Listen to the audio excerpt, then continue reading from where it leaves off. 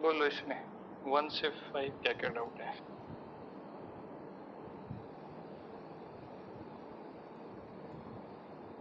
Up to 10,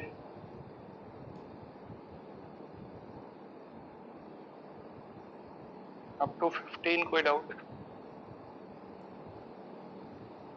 कोई doubt नहीं है? अप टू 17 कोई डाउट? पक्का किसी बच्चे कोई डाउट नहीं है? Very good. और एक बॉन्डिंग में क्या दिया था तुम्हें? एक्सरसाइज 2 पार्ट 1 अच्छा 15 क्वेश्चन।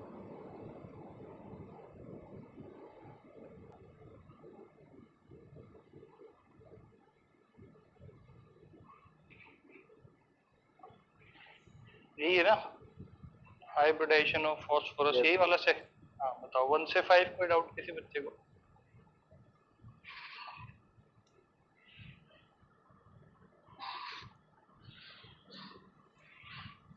अप टू 10 कोई डाउट? सर 7th वाला 7th क्वेश्चन ये है कि if the equatorial plane is xy plane in sp3d hybridization then orbital used in pd hybridization। तो अपन ने पढ़ा था ना कि वो sp3d जो होता है वो दो का मिक्सचर होता है, sp2 प्लस pd, तो मिला के क्या बनता है वो sp3d। तो इसमें कौन सा d आता है? इसमें अपन ने देखा था dz स्क्वायर है, वही यहाँ पे रहेगा dz स्क्वायर, तो dz स्क्वायर आंसर देंगे, ठीक है? क्योंकि इसमें चक्कर क्या है कि ये बोल रहा है कि ये तो तुम्हारा एक्स वाई प्लेन ले लो, इक्वेटोरियल प्लेन को, और इससे परपेंडिकुलर जो है वो पीडी हाइब्रिडाइजेशन होगा, तो ये जेड एक्सिस है, तो इस पे अपन को हमेशा डी जेड स्क्वायर और पी जेड ही लेना पड़ेगा। और ये एक्स वाई प्लेन में क्या क्या ले लेंगे, एक तो एस आ जाएगा और एक पी एक्स आ जाएगा और एक पी वाई आ जाएगा, ताकि एक्स वाई से रिलेटेड तो एक्स वाई में ले लूं और जेड से रिलेटेड जेड में ले लूं, तो ये दोनों हो जाएंगे। अभी बात समझ में आ रही है? नहीं आ रही? बना लो इसे तुम भाई, इसके 3 हाइब्रिड ऑर्बिटल तो तुम इन तीनों से बना लोगे, तो यहाँ तो हो जाएगा तुम्हारा sp2 और ये z एक्सिस पे हो जाएगा pd हाइब्रिडाइजेशन, तो वो z एक्सिस से रिलेटेड ही अपने को ऑर्बिटल लेने पड़ते हैं, तो dz स्क्वायर और pz लेंगे। बढ़िया क्वेश्चन है, स्टार लगा लेना रिवीजन के लिए। और बताओ अप टू 15 कोई डाउट किसी बच्चे को? 13th में सर उसमें ए ऑप्शन का गलत क्यों है वो नहीं समझ। ये ऑप्शन अपन ने पढ़ा तो था कि इसमें तो बॉन्ड ऑर्डर 1.33 आता है और इसमें 1 ही आता है, कॉपी में लिखा हुआ है आपने, याद आ रहा है कुछ ऐसा? बैक बॉन्डिंग की वजह से BF3 में bond length less than expected आई थी, क्योंकि उसका bond order more than expected था। नहीं याद आया? Yes sir. चलो और कोई?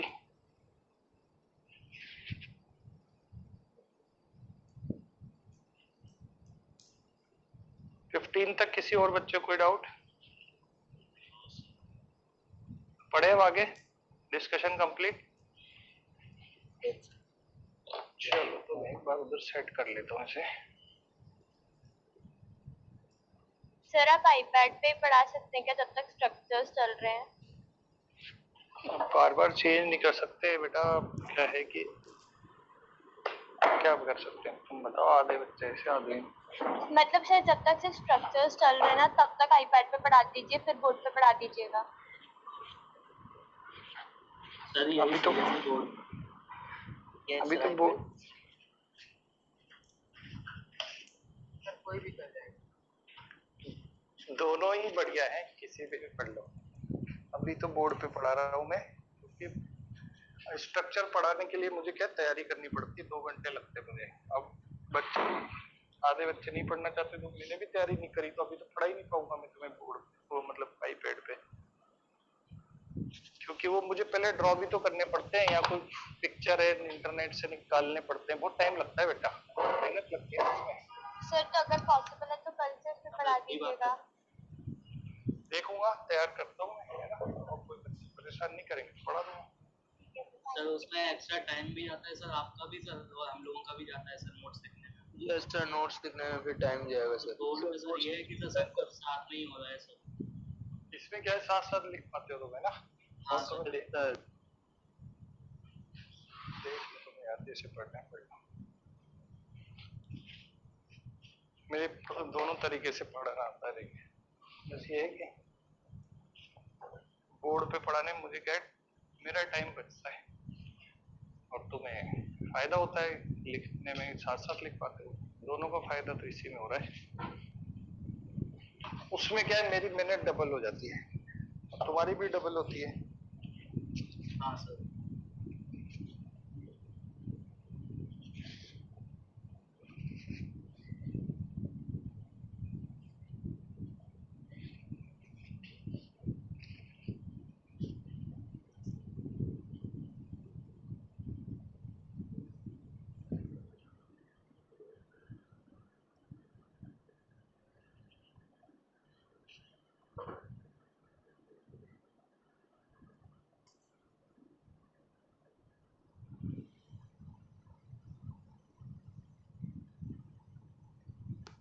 सर मेरे को एक डाउट है सर। सर आपने एक क्वेश्चन लिखा था H2 प्लस और He2 प्लस का बॉन्ड लेंथ और बॉन्ड एनर्जी कैसे बताई थी सर? वो समझ नहीं आया सर। वो पहले उससे क्या था ना, H2 प्लस और He2 प्लस, वो ग्राफ से रिलेटेड था ना वो तो। हाँ सर वो। ग्राफ जितना नीचे जा रहा है ना ग्राफ, उतनी बॉन्ड एनर्जी ज्यादा है, क्योंकि वो उतना ही स्टेबल बन गया ना। नहीं समझ में आई बात?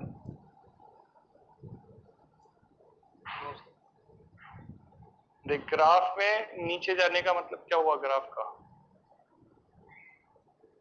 अट्रैक्शन। अट्रैक्शन। अब ज्यादा नीचे गए तो ज्यादा अट्रैक्शन हुआ, नहीं हुआ? ज्यादा नीचे ज्यादा अट्रैक्शन। यस।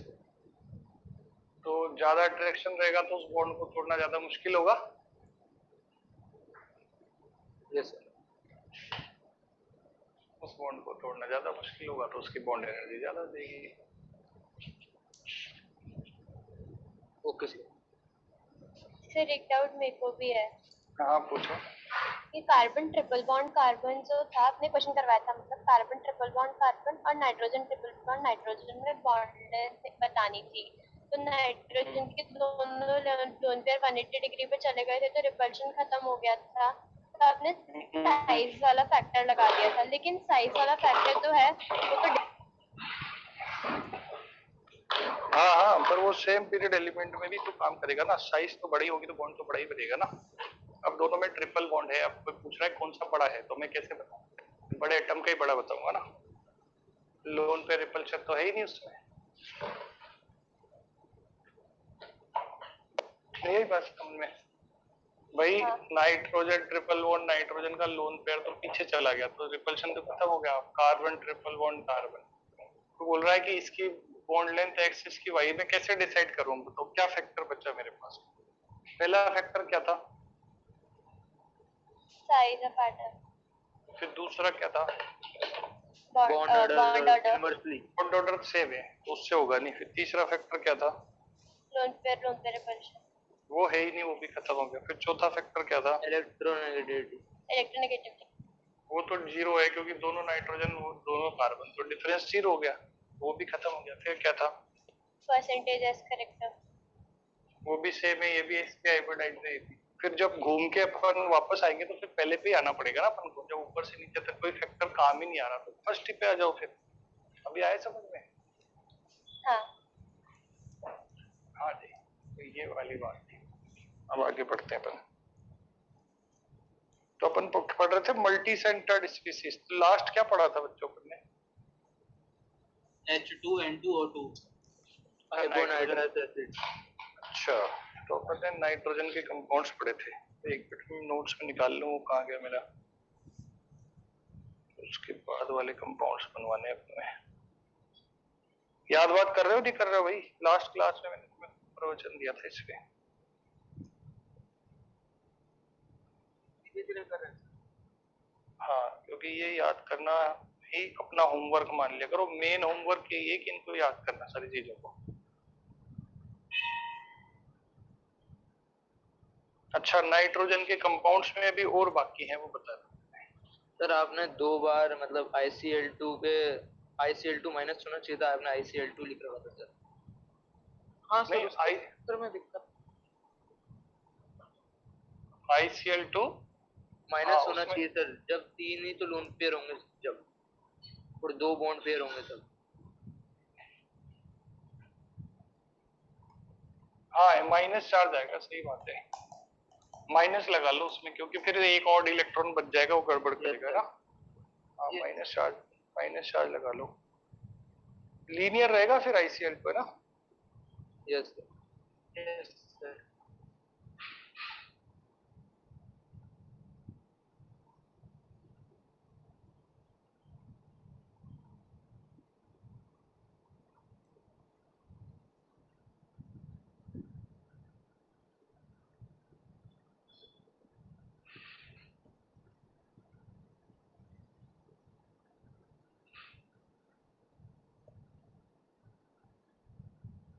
देखो, एक बोरोन नाइट्राइड होता है। बोरोन नाइट्राइड जो होता है उसको बोलते हैं BnX। उसका स्ट्रक्चर बनवाऊंगा मैं तुम्हें।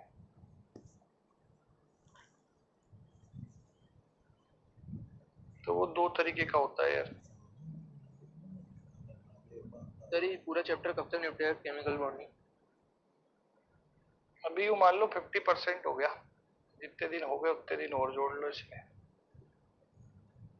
एक तो इनऑर्गेनिक बेंजीन बनाया था हमने। अब एक अपन पढ़ेंगे बोरोन नाइट्राइड। इसका फॉर्मूला होता है Bn, और ये पॉलीमर होता है तो BnX है। तो ये 2 तरीके का होता है इसका स्ट्रक्चर। अगर अपन लोअर टेम्परेचर रखें तो बेंजीन, ग्रेफाइट का स्ट्रक्चर जानते हो क्या तुम लोग? ग्रेफाइट का? यस सर, शायद तक। यस, ग्रेफाइट का स्ट्रक्चर अगर कुछ जानते हो, वैसे तो अपन अभी कुछ भी पढ़ेंगे ग्रेफाइट का स्ट्रक्चर, पर अगर जानते हो तो उसके जैसा होता है। इसको इनऑर्गेनिक ग्रेफाइट बोलते हैं। तो जैसे इनऑर्गेनिक बेंजीन है ना, वैसे ही इनऑर्गेनिक ग्रेफाइट है। इसमें क्या होता है, बोरोन नाइट्रोजन और बोरोन का अल्टरनेट रिंग्स होते हैं।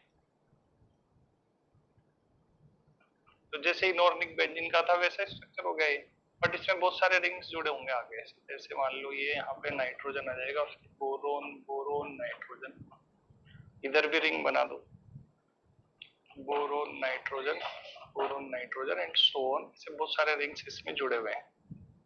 तो अपन ज्यादा तो बनाएंगे नहीं, बस इसको आगे से कंटिन्यू छोड़ देंगे, ऐसा है। तो इसमें वही आपके क्या कहते हैं, डबल बॉन्ड है, कोऑर्डिनेट बॉन्ड है। एक्चुअली तुम्हें याद है कोऑर्डिनेट बॉन्ड को प्लस माइनस साइन से भी बताते हैं। जैसे तुम्हें कहा था कि A कोऑर्डिनेट बॉन्ड B, आप ऐसे भी लिख सकते हो AB में एक को तो बता दो प्लस, एक को माइनस। याद आ रहा है? मतलब डोनर एटम पे प्लस साइन लगता है और इस पे माइनस, तो इस पे प्लस इस पे माइनस लगा दें। फिर यहाँ पे बॉन्ड हो गया प्लस माइनस, यहाँ पे बॉन्ड हो गया प्लस माइनस, इधर बॉन्ड हो गया प्लस माइनस।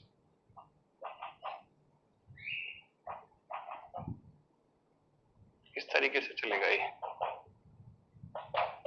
तो ऐसा लेयर्ड स्ट्रक्चर होता है। लेयर है, पूरी फ्लैट लेयर है ये। तो ये जो कंपाउंड है इसको बोलते हैं इनऑर्गेनिक ग्रेफाइट। इसको तुम पेज के इधर बनाना। इसको अगर अपन गर्म कर दे, हीट कर दे, तो फिर इससे इनऑर्गेनिक डायमंड बन जाता है। इनऑर्गेनिक ग्रेफाइट भी बोलते हैं इसे, बोरोन नाइट्राइड को। तो अगर इसको गर्म कर दिया जाए, इसमें लगभग अप्रोक्सीमेटली 1500 डिग्री सेल्सियस तक इसे गर्म किया जाए, तो फिर ये गर्म होके इनऑर्गेनिक डायमंड बनाता है। तो पहले इसको बनाओ, फिर उसके बाद वो स्ट्रक्चर बनाएंगे। दिख रहा है सबको स्ट्रक्चर? Yes sir. कोई दिक्कत तो नहीं रही देखने में, विजिबिलिटी में? थोड़ी आवाज अटक रही है सर, एक बार वाईफाई बंद करके खोल दो। आवाज वाईफाई बंद करके मतलब सही आ रही है, सही आ रही है सही सर। आ रही है सर। वाईफाई बंद करने से तो पूरा वो अपनी मीटिंग ही बंद हो जाएगी।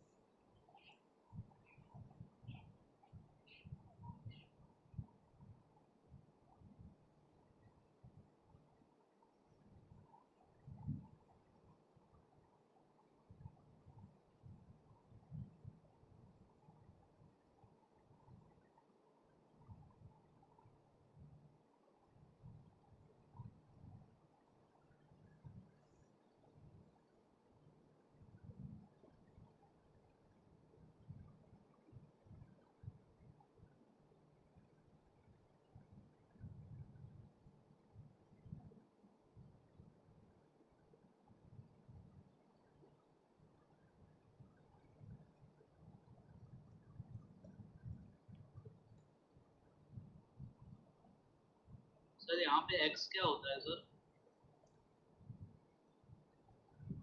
सर आप म्यूट हो सर, म्यूट हो आप। ये x जो है ना, ये क्या है, बहुत सारे यूनिट्स जब जुड़े होते हैं ना जिसका नंबर काउंटेबल नहीं होता तो x लिख देते हैं, क्योंकि लेयर छोटी बड़ी कैसी भी हो सकती है ना, तो ये काफी सारे नंबर आ जाएंगे, हर जगह अलग अलग आएंगे, तो अपन ने x लिख दिया। Yes it has layered structure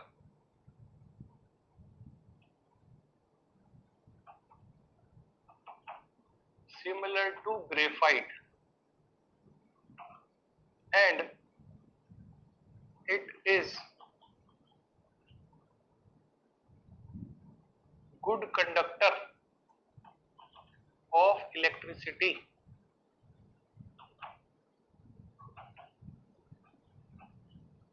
along the layers। ये लेयर्स के अलोंग जो है ना, लेयर्स के अलोंग मतलब इस डायरेक्शन में या इस डायरेक्शन में इलेक्ट्रिसिटी कंडक्ट कर सकता है, बट परपेंडिकुलर टू लेयर ये कंडक्ट नहीं कर सकता, क्योंकि इसमें कई सारी लेयर्स होती हैं इसके सॉलिड स्ट्रक्चर में, एक के ऊपर एक लेयर्स, तो लेयर्स के बीच में खूब ज्यादा गैप होता है, तो इलेक्ट्रिसिटी परपेंडिकुलर टू लेयर नहीं, अलोंग द लेयर कंडक्ट करता है, तो ये बात लिख लेना है।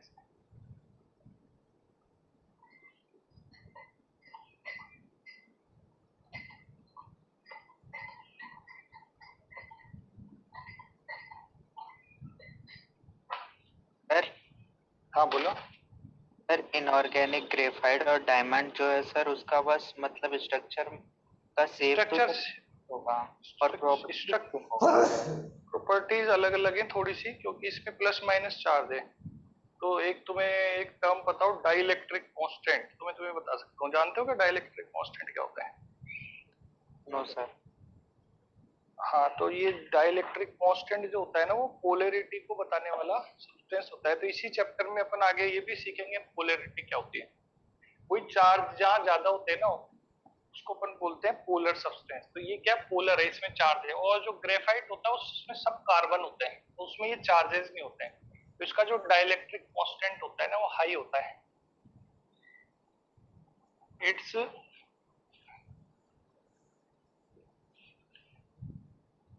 डाइलेक्ट्रिक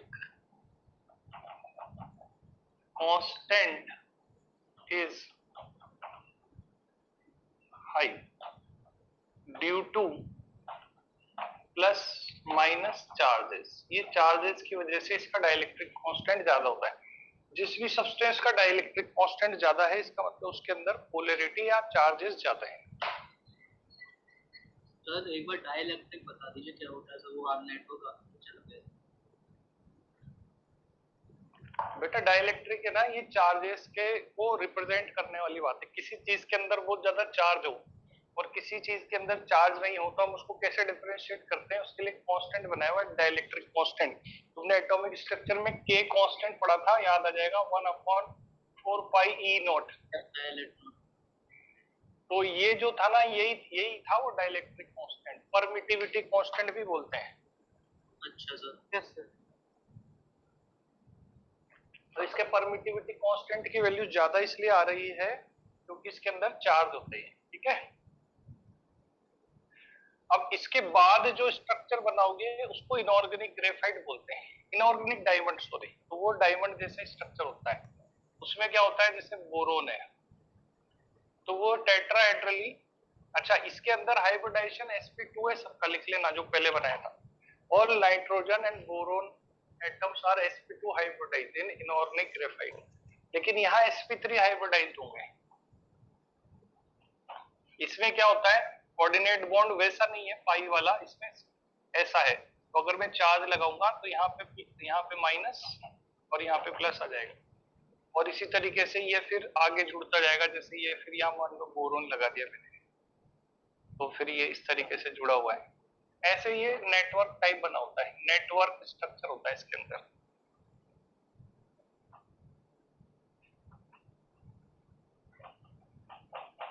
तो it has network structure similar to diamond.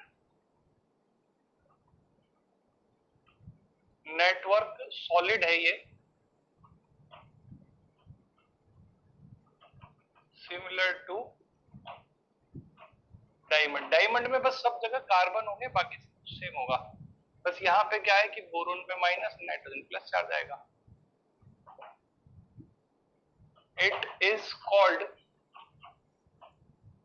Inorganic diamond, और ये इलेक्ट्रिसिटी कंडक्ट नहीं करता है। ये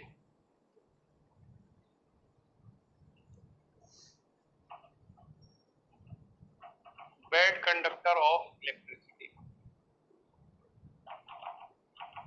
अच्छा, इसके अंदर जो है सारे नाइट्रोजन और बोरोन है वो sp3 हाइब्रिडाइज्ड है।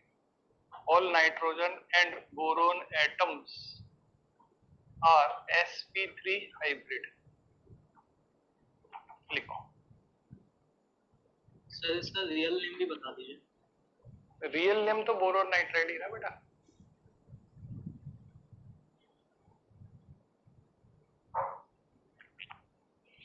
सर उस पे तो चार्ज होता है सर, फिर क्यों नहीं कंडक्ट करता? चार्ज से थोड़ी कंडक्शन होता है इलेक्ट्रिसिटी का। जैसे NaCl है, NaCl जो नमक होता है वो क्या इलेक्ट्रिसिटी कंडक्ट करता है कि नहीं करता है? सर करता है, क्योंकि सर उसमें इलेक्ट्रॉन्स होता है। नहीं होते सर मतलब लिक्विड स्टेट में। लिक्विड स्टेट में, तो ये लिक्विड स्टेट की बात नहीं चल रही थी। तो सॉलिड में तो सब आयंस अपनी जगह फिक्स है, लिक्विड में तो आयंस चल सकते हैं इधर से उधर, लेकिन यहाँ तो सब बंधे हुए ना, जाल बना हुआ है नेटवर्क, इसमें से कोई कहीं नहीं जा सकता, इसलिए इलेक्ट्रिसिटी कंडक्ट नहीं कर सकता है। और अगर NaCl सॉलिड हो तो वो भी इलेक्ट्रिसिटी कंडक्ट नहीं करेगा, क्योंकि उसके आयंस भी सॉलिड के अंदर मूव नहीं करते हैं, भले उसमें चार्ज हो। वैसी सिचुएशन है यहाँ पे भी, चार्ज है बट वो मूवेबल नहीं है ना। जब तक चार्ज मूवेबल नहीं होगा इलेक्ट्रिसिटी का कंडक्शन नहीं होगा। समझ आ रही क्या बात? Yes sir. लिख लिया, इसको आगे बढ़ जाएं।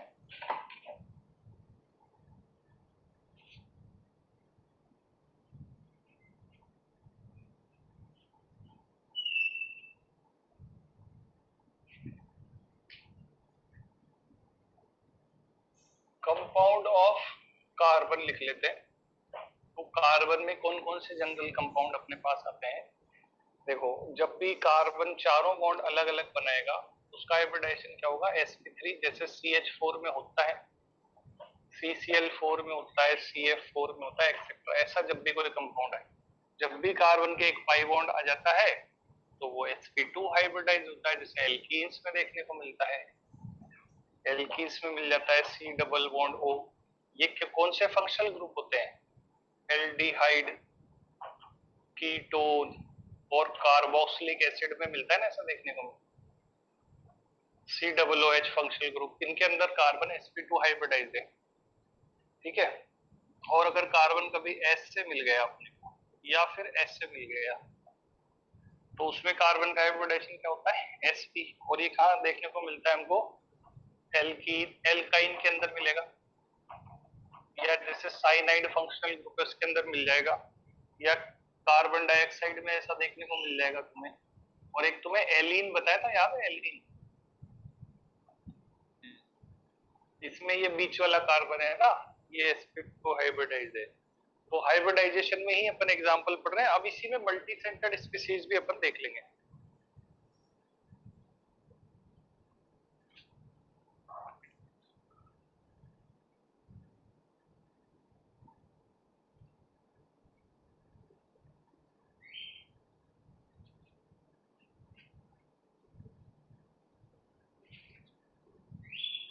देखो एक ही आता है C3O2, इसको बोलते हैं कार्बन सेस्क्यू ऑक्साइड, ठीक है, या इसको कार्बन सब ऑक्साइड भी बोलते हैं, कार्बन सब ऑक्साइड। इसमें कई बार इसका स्ट्रक्चर पूछते हैं, तो जानते हो इसका स्ट्रक्चर कैसा बनाएंगे? ये लीनियर है पूरा, ठीक है, और सारे के सारे बीच में जो आ रही है sp हाइब्रिडाइज है, सबका बॉन्ड एंगल 180 डिग्री है। समझ में आ रहा है स्ट्रक्चर? Yes sir. बनाओ इसे। लीनियर मॉलिक्यूल है, तो लीनियर जो भी होता है ना वो बाई बाई मतलब डिफॉल्ट प्लेनर तो होता ही है, याद है ना तुम्हें? Yes sir.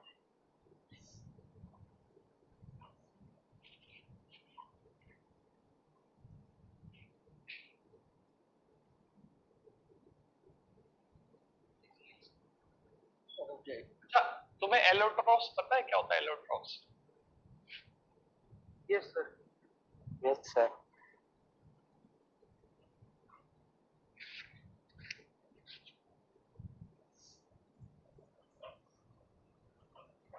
Allotropes of carbon. तो तीन एलोट्रॉप्स अपन को मेनली याद रखने होते हैं। एक तो होता है अपना डायमंड, दूसरा क्या होता है? ग्रेफाइट। ग्रेफाइट, और एक होता है फुलरीन। फुलरीन। हाँ, बकमिस्टर फुलरीन इसका पूरा नाम है। तो डायमंड का जो स्ट्रक्चर होता है वो अपना ऐसा होता है, नेटवर्क सॉलिड होता है ये। नेटवर्क क्यों? क्योंकि हर एक कार्बन टेट्राहेड्रली फिर 4 कार्बन से यहाँ पे जुड़ा होता है। इस तरीके का कोई नेटवर्क बनता जाता है इसमें। तो इस तरीके से ये टेट्राहेड्रली 4 कार्बन से जुड़ा होता है। तो अपन को 2-4 बनाते हैं क्योंकि तो बहुत सारे होते हैं इसमें, अपन उसको कहां तक बनाते रहेंगे, तो अपन को थोड़ा सा बस आइडिया होना चाहिए इसमें। तो कार्बन का हाइब्रिडाइजेशन क्या होता है इसमें? तो sp3 हाइब्रिडाइजेशन है। दूसरी बात, ये एक नेटवर्क या फिर इसको कोवेलेंट सॉलिड बोला जाता है। इस टाइप का सॉलिड है नेटवर्क या कोवेलेंट सॉलिड की उसमें आता है, जो उसमें कॉन्स्टिट्यूएंट पार्टिकल एटम्स होते हैं, मतलब एटम्स से बना हुआ है ये पूरा, और जाल बना हुआ है इसमें। 3 डायमेंशनल नेटवर्क है ये। हर एक कार्बन टेट्राहेड्रल है। इसमें क्या है, जैसे एक अगर बिलो द प्लेन जा रहा होगा तो एक अबव द प्लेन जा रहा होगा, तो ऐसे स्ट्रक्चर है इसका। ये बेड कंडक्टर ऑफ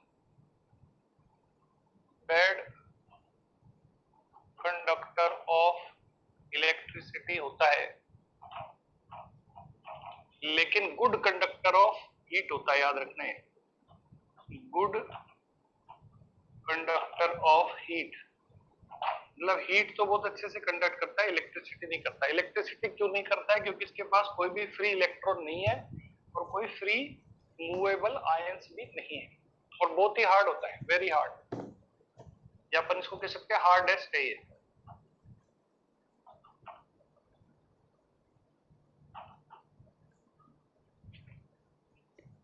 सर ये किसका स्ट्रक्चर है सर? मेरा नेटवर्क चला गया था। Diamond. Okay sir. Every carbon is tetrahedral, कुल मिला के बात ये, हर कार्बन टेट्राहेड्रल है। फिर वो फिर कार्बन से ही जुड़ा है, और वो कार्बन से ही जुड़ा है फिर उसमें भी टेट्राहेड्रॉन बना हुआ है, फिर वो कार्बन से जुड़ा है उसमें भी टेट्राहेड्रॉन बना हुआ है। समझ में आ रही है बात? Yes sir.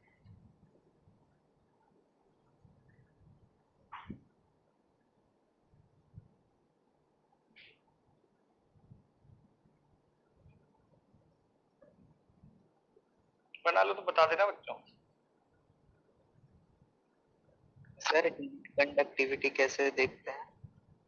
जिसके पास भी फ्री इलेक्ट्रॉन होते हैं ना, या मूवेबल फ्री आयंस होते हैं, चलने के लिए फ्री, तो वही कंडक्ट कर सकता है बस इलेक्ट्रिसिटी। तो सारे आयनिक कंपाउंड लिक्विड स्टेट में इलेक्ट्रिसिटी कंडक्ट कर सकते हैं, लिक्विड या सॉल्यूशन बनाने के बाद। और ग्रेफ क्या हो गया? Heat conductivity sir.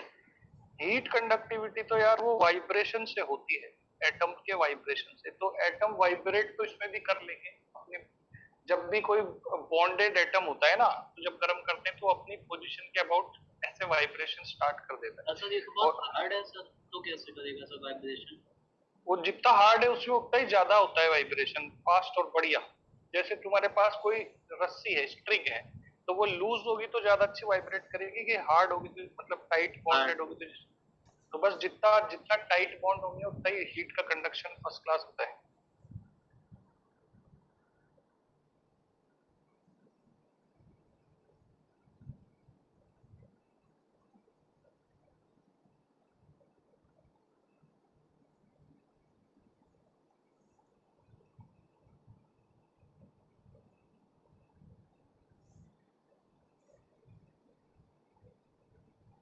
बना लिया बच्चों?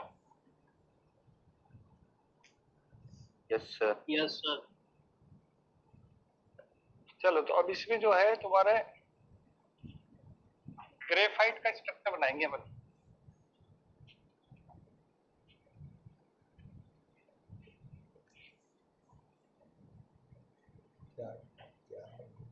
ग्रेफाइट में कार्बन की रिंग्स जो है, हेक्सागोनल रिंग्स, बेंजीन के जैसी, वो खूब सारी आपस में कनेक्टेड होकर लेयर्ड स्ट्रक्चर बनाता ही है। तो जैसे अभी हमने देख लिया था इनऑर्गेनिक ग्रेफाइट, तो उसके जैसे स्ट्रक्चर होगा इसमें भी। तो इस तरीके से इसकी लेयर्स बनी होंगी।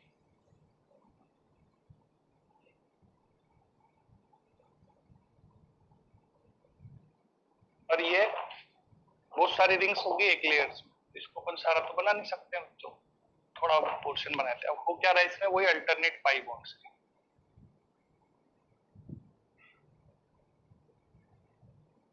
तो इस तरह की सिचुएशन इसमें आ रही है, अल्टरनेट पाई बॉन्ड वाली।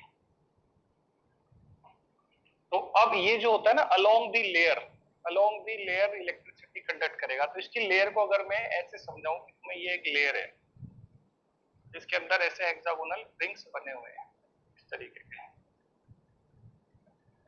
सपोज ये कोई लेयर है, तो इसके नीचे फिर और भी लेयर होगी, और लेयर के नीचे लेयर्स होंगी। ऐसे लेयर्ड स्ट्रक्चर होता है ये, है ना। इसमें भी रिंग्स होगी और उसमें भी पाई बॉन्ड्स होंगे, वही सब होगी सारा सिचुएशन, अल्टरनेट पाई बॉन्ड्स।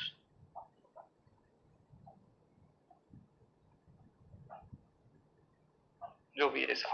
इसमें क्या है, इसमें काफी ज्यादा गैप होता है बच्चों, और जबकि इधर की तरफ गैप कम होता है। ये डिस्टेंस, ये वाली डिस्टेंस कम होती है, ये वाली डिस्टेंस ज्यादा होती है। तो वो क्या होता है, इलेक्ट्रॉन ऐसे तो नहीं चल सकते, तो परपेंडिकुलर टू लेयर, तो इलेक्ट्रॉन के मूव, इलेक्ट्रॉन ये है ना पाई बॉन्ड वाले, ये मूव करते हैं। रेजोनेंस में क्या होता है, देखा था हमने रेजोनेंस में, जैसे अल्टरनेट पाई बॉन्ड हो, CH2 double bond CH, CH double bond CH, तो रेजोनेटिंग स्ट्रक्चर अपन ऐसे बनाते हैं, इसको इधर शिफ्ट कर दिया, इसको इधर शिफ्ट कर दिया, तो इसका मतलब ये इलेक्ट्रॉन तो ट्रांसफर हो रहे हैं। तो इसमें पूरी रिंग्स में अल्टरनेट पाई बॉन्ड होने से इलेक्ट्रॉन ट्रांसफर हो जाते हैं। तो ये लेयर के अलोंग तो इलेक्ट्रिसिटी कंडक्ट कर देता है, लेकिन परपेंडिकुलर तो नहीं जा सकते इलेक्ट्रॉन। तो ये परपेंडिकुलर टू लेयर होता है सेमीकंडक्टर, और अलोंग द लेयर होता है गुड कंडक्टर। और ये बहुत अच्छा लुब्रिकेंट होता है, क्योंकि ये लेयर्स एक दूसरे के ऊपर, इनमें कोई बॉन्ड नहीं है वैसा कोवेलेंट बॉन्ड, तो ये एक दूसरे पे स्लाइड कर सकती है लेयर बहुत इजीली, तो ये लुब्रिकेंट होता है। अच्छा, बोरिक एसिड का भी ऐसा ही स्ट्रक्चर होता है। बोरिक एसिड पढ़ा था ना हमने? यस। तो बोरिक एसिड में भी हाँ इसी तरीके का लेयर्ड स्ट्रक्चर आता है, और बोरिक एसिड भी वो लुब्रिकेंट होता है। ये बोरिक एसिड को ही हम बोरिक पाउडर के फॉर्म में, कैरम बोर्ड में पाउडर जो वो करते हैं ना अपन, लुब्रिकेंट पाउडर, बोरिक पाउडर, वो यूज करते हैं। तो ऐसे ही ग्रेफाइट भी लुब्रिकेंट है, तो अगर हम चाहें तो ग्रेफाइट से भी लुब्रिकेशन कर सकते हैं, बट ग्रेफाइट जो है वो डार्क ग्रे कलर का होता है, इसलिए वो दिक्कत देता है, तो हम बोरिक एसिड यूज करते हैं। लेकिन ग्रेफाइट को जब ऑयल में मिक्स कर देते हैं, ग्रेफाइट को किसमें मिक्स करेंगे, ऑयल में, तो फिर वो बनता है ग्रीस। तो वो ग्रीस तुम जानते हो साइकिल में चेन वगैरह में लगाते हैं, जब हम सर्विसिंग कराने जाते हैं, बाइक में लगाते हैं, और बेरिंग्स के अंदर ग्रीस लगाते हैं, वो लुब्रिकेशन के लिए, क्योंकि ऑयल के अंदर ग्रेफाइट को मिक्स करके ही ग्रीस बनाया जाता है। नाम सुना है सबने ग्रीस का? हाँ सर। ठीक है, तो इसका कैसा स्ट्रक्चर है बच्चों? इसका है layered structure. It has 2 dimensional layered structure, और इसके अंदर कार्बन का हाइब्रिडेशन क्या है? क्या है? sp2 hybrid carbon with sp2 hybrid carbon atom. सारे कार्बन एटम sp2 हाइब्रिड है। लिखेंगे अपन प्रॉपर्टीज, पहले स्ट्रक्चर लिख लो। तो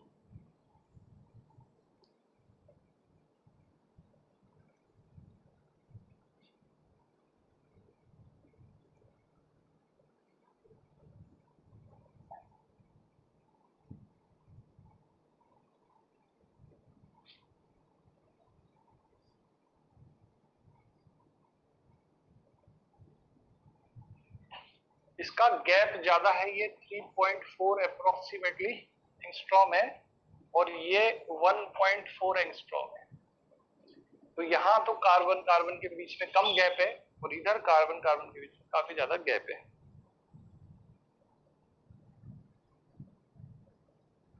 तो ये सारे गैप जाते हैं। क्या हो गया? आवाज नहीं आ पाई तेरी। हाँ, इसको याद करने से एकदम वैल्यू याद नहीं, पर ये याद रह जाए कि हाँ कुछ इधर ज्यादा गैप था, तो इससे ये बात ध्यान रहेगी कि ये लेयर स्लाइड कर पाती है आराम से, और इनके बीच में कोई बॉन्ड नहीं होता है। और दूसरी बात, इधर इलेक्ट्रॉन को चलने में बड़ी प्रॉब्लम होती है। तो हाँ बोलो। सर ये आप ये वाली चीज अभी लिख पाएंगे ना सर, इलेक्ट्रॉन को चलने वाली? हाँ हाँ, वही लिख रहे हैं अपन। देखो, graphite is good conductor of electricity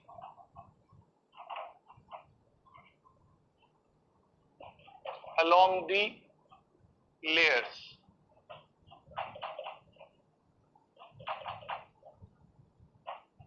but it is semiconductor। जानते हो क्या सेमीकंडक्टर? यस सर, जो परपेंडिकुलर इंसुलेटेड दोनों की प्रॉपर्टीज को। हाँ, perpendicular two layers. Perpendicular two layers मतलब इस डायरेक्शन में बहुत दिक्कत है इलेक्ट्रिसिटी की कंडक्शन में, और इधर बहुत ही अच्छा कंडक्शन करता ही है।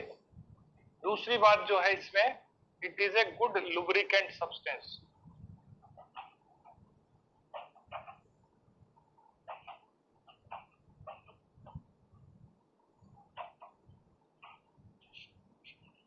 as its layers can slide over each other। इसकी लेयर्स एक दूसरे के ऊपर स्लाइड कर सकती है।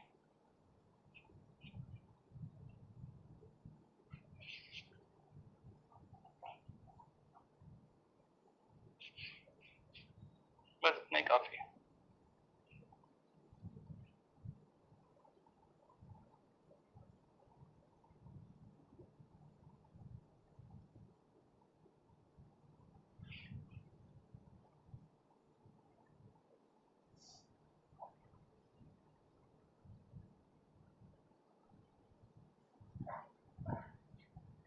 फुलरीन का स्ट्रक्चर तुमने देखा होगा ना? फुटबॉल। हाँ हाँ, वो अपन बना नहीं पाएंगे यार, बहुत कॉम्प्लिकेटेड है, बना नहीं सकते है ना। तो तुम्हें याद ही है, तो उसके बारे में जो जो चीजें मेरे को बतानी है वो लिखा देता हूँ।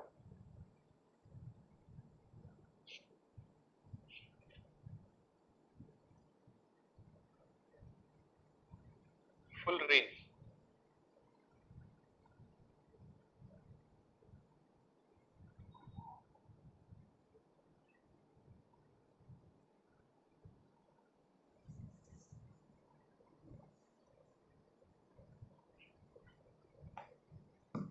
ये फुलरीन जो है इसको बोलते हैं प्योरेस्ट फॉर्म ऑफ कार्बन। सबसे प्योर फॉर्म होता है कार्बन। अब जैसे C60 होता है, C60 मतलब football like structure, it has football like structure. और C60 जो है it has football like structure, जिसमें 5 मेंबर्ड और 6 मेंबर्ड रिंग होती है। तो 6, तो अपन बोलेंगे football like structure having 6 membered rings. तो वो या पूछ लेते कितनी होती है, तो 20 होती है बच्चों। एंड साथ में 5 मेंबर्ड रिंग्स भी होती है इसमें, तो वो होती है 12। तो सबने देख रखा है इसका स्ट्रक्चर? Yes sir. सर तो ये याद रखना है इसमें कितनी कितनी रिंग्स हैं, क्योंकि क्वेश्चन आते हैं इंटीजर में।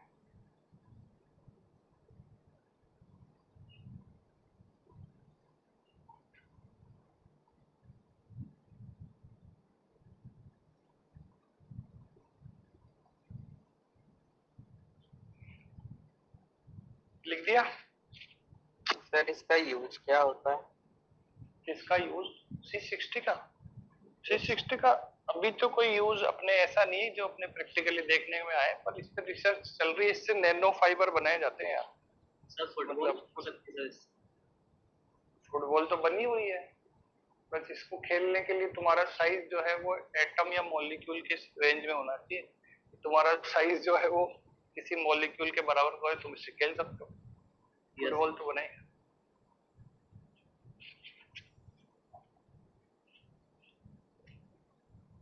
तो ये हो गया तुम्हारा फुल रिंग के बारे में इंफॉर्मेशन। अब बात करते हैं कि वो कंपाउंड ऑफ फॉस्फोरस लिख देते हैं। Compounds of phosphorus. तो फॉस्फोरस के खुद के एलोट्रॉप्स होते हैं, याद है तुम्हें? तो 3 मेन एलोट्रॉप्स की तुम्हें याद रखने। एक तो होता है अपने पास व्हाइट फॉस्फोरस,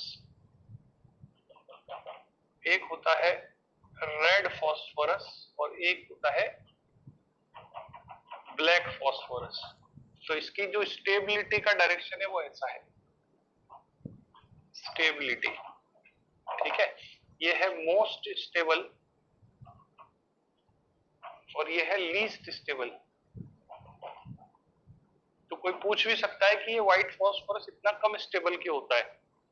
ये जो है इतना कम स्टेबल है कि इसको खुला एयर में छोड़ दे तो अपने आप जलने लग जाता है। तो ये जो है P4 मॉलिक्यूल से बना होता है, P4 मॉलिक्यूल्स। अब P4 मॉलिक्यूल जो होते हैं वो कैसा स्ट्रक्चर बनाते हैं? देखो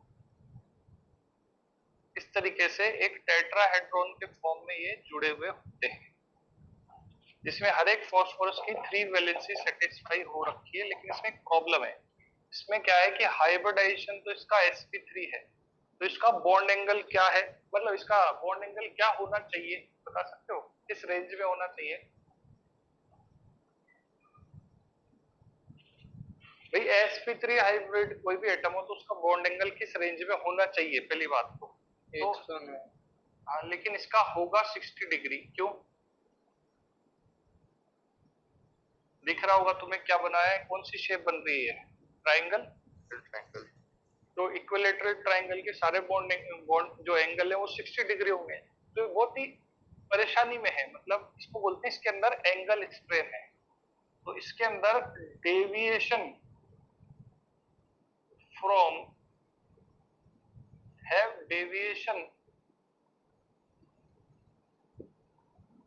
अच्छा तुम जो है तुम्हारे पास तो बड़ा मतलब पेज में जगह होती है, तुम नीचे लिख लेना यार इसके। मेरे पास जगह नहीं तो इधर लिख रहा हूँ, है ना? तुम नीचे लिख लेना, हैव डेविएशन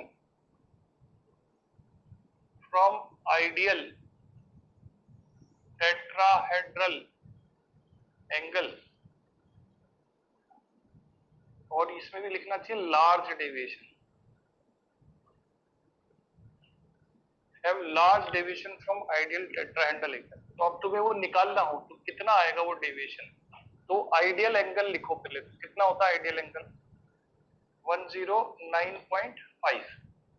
और अभी कितना आ रहा है इसका एंगल 60, तो कितना डेविएशन हो गया बच्चों 49.5 डिग्री। समझ में आ रही है बात? तो ये बहुत ज्यादा डेविएशन होने की वजह से अपन कह सकते हैं therefore it have high angle strain. ये टर्म याद रखना बच्चों, आगे काम आएगा angle strain. Therefore it is very unstable, बहुत ही अनस्टेबल है, and catches fire when left open in air. अगर एयर में खुला छोड़ दो तो अपने आप जलने लग जाता है, यार ऑक्साइड बना लेता है एयर के साथ रिएक्ट करके, क्योंकि ये परेशान है। परेशानी क्या है कि इसका एंगल बहुत ही अनकंफर्टेबल एंगल है इसके लिए, इसलिए इसको स्ट्रेन है। फायर का सर क्या रिलेशन है सर? भाई जो दुखी है वो अपना बॉन्ड तोड़ना चाहता है और तोड़ेगा, तो इसको एयर में छोड़ दोगे तो ऑक्सीजन इसको ऑफर दे रहा है कि कहाँ परेशान हो रहा है, बॉन्ड तेरा हटा दे, मेरे से बॉन्ड बना ले। तो जब ये अपना बॉन्ड तोड़ेगा और ऑक्सीजन से बॉन्ड बनाएगा तो ऑक्साइड बनाएगा, और जब किसी चीज का ऑक्साइड बनता है तो बनके जल रहा है, क्योंकि जलने से ऑक्साइड ही तो बनता है। जैसे कार्बन को जलाओ तो क्या बनाता है वो, CO2। तो ऑक्साइड ही तो बनाया। तो ये भी जब ऑक्सीजन से रिएक्ट कर लेगा ऑक्साइड बनेगा। अब क्या होता है, रिएक्शन जब बहुत ज्यादा एक्सोथर्मिक होती है तो वो इतनी ज्यादा हीट रिलीज हो एकदम, तो फिर वो आग लग जाती है, अपन कहते हैं जल रहा है भैया। क्योंकि इसके खराब क्वालिटी के बॉन्ड ये तोड़ के बहुत अच्छे क्वालिटी के बॉन्ड बनाएगा, तो एनर्जी रिलीज करेगा, और वो रिलीज जो हो रही एनर्जी वो अपन को एज ए फायर मिल गई, हीट एनर्जी।